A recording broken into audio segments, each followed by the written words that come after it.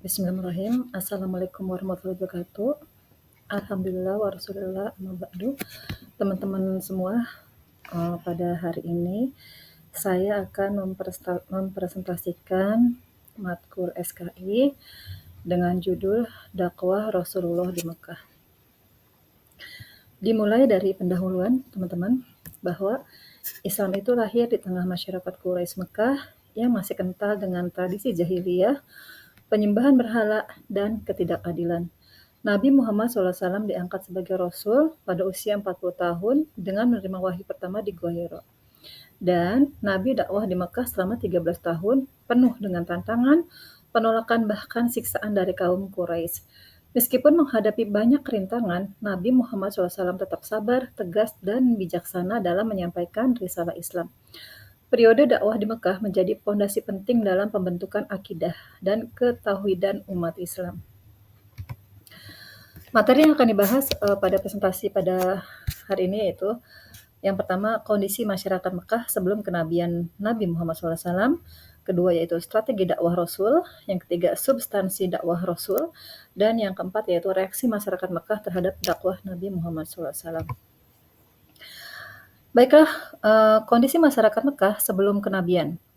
Bahwa kondisi masyarakat saat itu, saat sebelum agama Islam datang dalam kegelapan, jauh dari kebenaran, sehingga kehidupan dipenuhi dengan kepercayaan yang sesat dan kebobrokan moral yang parah.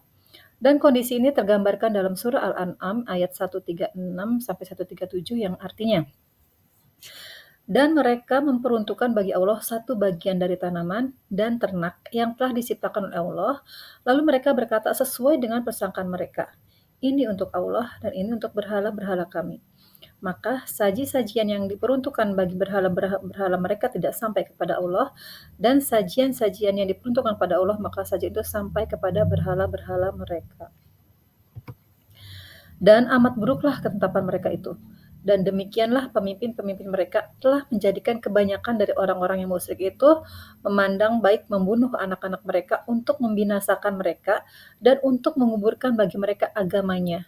Dan kalau Allah menghendaki, niscaya mereka tidak akan mengerjakannya. Maka tinggallah mereka dan apa yang mereka ada-adakan. Dan gambaran kondisi masyarakat jahiliyah juga terungkap dari pernyataan Ja'far bin Abi Thalib di hadapan Negus Raja Ethiopia. Ketika pemuka kaum musyrik meminta Negus memulangkan para muhajirin ke Mekah kembali.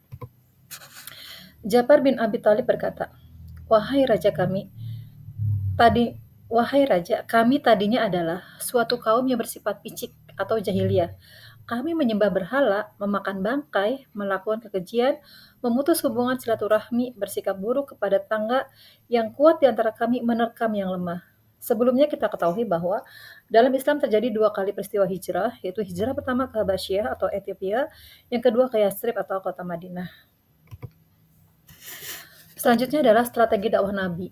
Strategi dakwah Nabi pada permukaan ini dilakukan dengan 2 cara. Yang pertama dilakukan secara sembunyi-sembunyi dan yang kedua dilakukan secara terang-terangan. Dakwah secara sembunyi-sembunyi.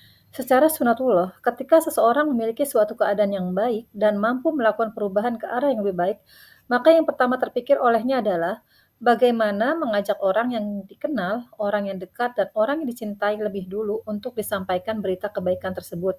Begitu pula halnya Nabi Muhammad SAW saat dipilih oleh Allah Subhanahu wa Ta'ala untuk menjadi Nabi dan Rasul-Nya, yang diberi tugas untuk menyampaikan risalah dakwah Islam. Al-Quran membimbingnya dengan, Ya Muhammad, seru dan beri peringatanlah kepada kaum kerabatmu yang terdekat. Perintah ini kemudian direalisasikan Nabi dengan mengajak istri beliau ke Khadijah ke dalam Islam. Selanjutnya Zaid bin Harithah, Ali bin Abi Thalib, Ummu Aiman, yaitu pengasuh beliau masa kecil, serta sahabat karib sejak masih kecil, yaitu Abu Bakar Siddiq. Pada masa ini, Nabi membentuk kader-kader baru dalam sebuah perkumpulan yang dilakukan di rumah sahabat Nabi, yaitu Arkam bin Abi Arkam. Kader-kader inilah yang melanjutkan dakwah setelah Nabi wafat. Di rumah inilah madrasah pertama didirikan untuk memperkenalkan ajaran Islam. Arkam bin Abi Arkam adalah seorang pengusaha yang berpengaruh dan sukses, dan rumah ini dipilih supaya kaum Quraisy tidak curiga. Dakwah secara siriyah atau sembunyi-sembunyi ini berlangsung selama 3 tahun. Kemudian yang kedua, dakwah secara terang-terangan. Firman Allah Subhanahu wa taala dalam surat Al-Hijr ayat 94 yang intinya memerintahkan kepada nabi untuk mensiarkan Islam secara terang-terangan. Maka mulailah beliau mengajak secara terang-terangan kepada penduduk Mekah untuk menyembah Allah Subhanahu wa taala. Dengan cara ini, dengan cara dakwah ini mulailah nabi dan agama Islam yang beliau sampaikan menjadi perhatian dan bahan pembicaraan masyarakat kota Mekah. Pada awalnya mereka menganggap dakwah beliau itu sebagai sebuah gerakan yang tidak mempunyai dasar dan tujuan yang benar, sehingga mereka bersikap acuh kepada beliau dan ajarannya. Namun, seiring dengan waktu, dakwah beliau tidak semakin surut, bahkan pengikut beliau semakin banyak. Kemudian substansi atau inti dakwah Nabi pada masa periode Mekah.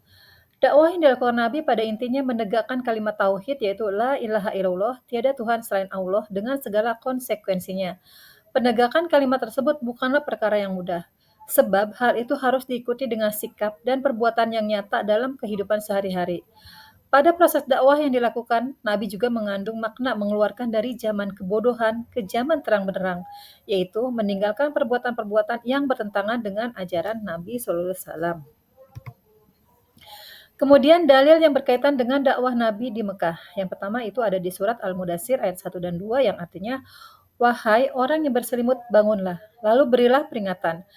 Ayat ini adalah perintah langsung kepada Nabi Muhammad SAW untuk mulai berdakwah setelah turunnya wahyu. Kemudian ada juga di surat Al-Isra ayat 81 yang artinya, katakanlah Muhammad, telah datang kebenaran dan lenyaplah kebatilan. Ayat ini menggambarkan semangat dakwah Nabi di Mekah untuk menegakkan tauhid dan menghapus kesyirikan. Kemudian ada juga di surat Al-Hijr ayat 34 yang artinya, maka sampaikanlah terang-terangan apa yang diperintahkan kepadamu dan berpalinglah dari orang-orang musyrik. Dalil ini menandai perubahan dakwah Nabi dari sembunyi-sembunyi menjadi terang-terangan di kota Mekah. Kemudian ada juga di surat Al-An'am ayat 106 yang artinya, ikutilah apa yang diwahyukan kepadamu dari Tuhanmu, dan tidak ada Tuhan selain Dia, dan berpalinglah dari orang-orang musyrik. Ayat ini menguatkan Nabi agar tetap konsisten dalam dakwah tauhid di tengah penentangan kaum Quraisy. Kemudian reaksi masyarakat Mekah terhadap dakwah Nabi. Ada orang yang menolak ajaran Nabi dengan alasan takut kehilangan kedudukan dan kekuasaan, takut kehilangan keuntungan ekonomi, terlalu fanatik terhadap tradisi nenek moyang, dan kesombongan gengsi sosial, serta ketakutan akan perpecahan. Baik teman-teman, itu adalah presentasi saya pada hari ini dengan kesimpulan bahwa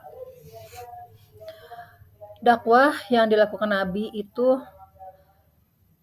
dilakukan dengan secara sembunyi-sembunyi dan terang-terangan dan melalui berbagai macam rintangan dan pengorbanan Nabi. Dan di sini membuktikan bahwa jalan dakwah itu tidak lurus-lurus saja, tapi ada kerikil-kerikil atau ada cobaan untuk dilaluinya. Sehingga untuk teman-teman yang sedang berjuang di jalan dakwah, bersemangatlah, lebih bersemangat lagi, dan bisa mencontoh Nabi bagaimana beliau berdakwah sehingga bisa berhasil, bisa dilalui seperti saat ini. Demikian teman-teman presentasi saya pada hari ini. Kurang lebihnya mohon dimaafkan. Kalau ada kesalahan, saya akhiri. Wabillahi taufiq wal hidayah. Wassalamualaikum warahmatullahi wabarakatuh.